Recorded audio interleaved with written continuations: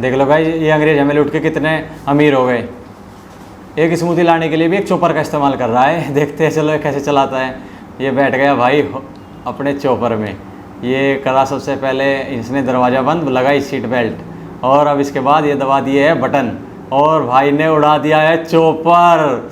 वाह क्या नज़ारा है भाई, भाई काश मेरे पास भी होता यार। ज़िंदगी जी रहा है दोस्त सबसे बेहतरीन।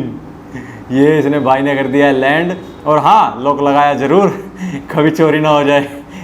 ये भाई पहुंचा कॉफ़ी शॉप में, और भाई ने की एक स्मूथी ऑर्डर, और ये देखो लड़की कितनी खूबसूरत है। ये स्मूथी ली, और भाई स्मूथी लेके अब चल दिया है अपने चॉपर के पास, और जाएगा और अब अपने चॉपर में बैठकर आराम से स्मूथी पिएगा। देखो कितनी दूर लैंड किया हुआ है।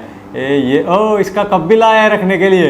ये भाई ने रख दी है अपनी स्मूथी, और ये होती है ज़िंदगी दोस्तों।